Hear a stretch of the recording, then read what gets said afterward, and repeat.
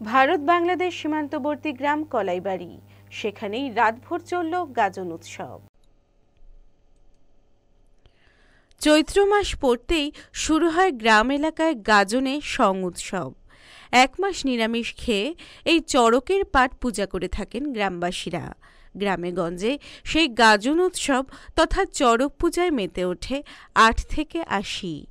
চৈত্রের কাঠফাটা রোদে কোথাও শুধু শিবের সাজে, কোথাও শিবকালী, আবার কোথাও শিব দুর্গার সাজে অথবা বিভিন্ন দেবদেবীর সাজে জমে উঠেছে গাজন উৎসব হবিবপুর ব্লকের গ্রামগঞ্জ এলাকায়। শুক্রবার রাতে জমজমাট হয়ে ওঠে শ্রীরামপুর অঞ্চলের কলাইবাড়ি এলাকার সরকারপাড়ায় গাজন সং উৎসব। শুক্রবার রাতে ঋষিপুর ও শ্রীরামপুর অঞ্চলের সকল চড়ক পূজার পাঠ নিয়ে আসা হয় রতন সরকারের বাড়িতে। সেখানে সন্ধ্যা থেকে শুরু হয় পূজা অর্চনা। ১১টি ঢাক বাজিয়ে নিয়ম নিষ্ঠার সাথে পূজা করে রাতভর চলে গাজন উৎসবের বিভিন্ন দলের ছদ্মবেশী নাচ। সেই নাচে প্রথম, দ্বিতীয়, তৃতীয় স্থান অধিকারীর হাতে পুরস্কার তুলে দেওয়া হয়। এই অনুষ্ঠান ঘিরে জমজমাট হয়ে ওঠে ভারত বাংলাদেশ সীমান্তবর্তী গ্রাম কলাইবাড়ি সরকারপাড়া।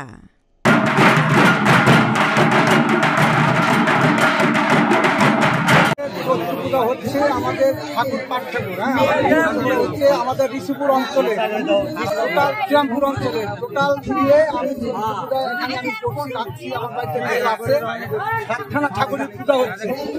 7খানা ঠাকুরের পূজা হচ্ছে। এই আমার জানেন যে 500খানা একসঙ্গে রাখবো, যাই হোক ওনার কত হয়ে গেছে, ওনার নাই, তাই আজ ওনারও মনের আশা পূর্ণ করার জন্য আমার আর আমার আছে, সেই উপলক্ষে আমার বাড়িতে হচ্ছে। আমি কেমন ছিলেন পাঠ ঠাকুর আমি নিয়ে আসছি আমাদের চৈত্রী মাসে চৈত্রী পুজো উপলক্ষে অনুষ্ঠানটা হচ্ছে।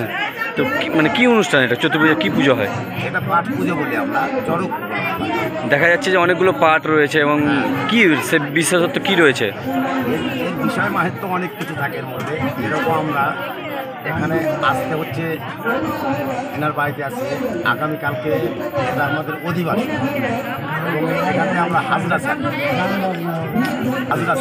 হাজরাগুলো আমরা শ্মশানে পুজো দিই, শ্মশানে ভোগ। তারপর শ্মশান থেকে ভোগ হওয়ার পরে এক মাস থেকে চৈত্রী মাস আমাদের যেদিকে শেষের দিন, সেই শেষের দিন এখানে আমরা কিছু এখানে বংশী বানাম করা, গাছে বানাম করে তারপর গাছে ঝুলিয়ে ঘোরানো হয়। কতগুলো পাঠ রয়েছে এখানে? এখানে 7খানা পাঠ। কোন কোন এলাকার? ঋষিপুরের আছে 2খানা, কলাইবাড়ির 3খানা, টোটাল 7খানা।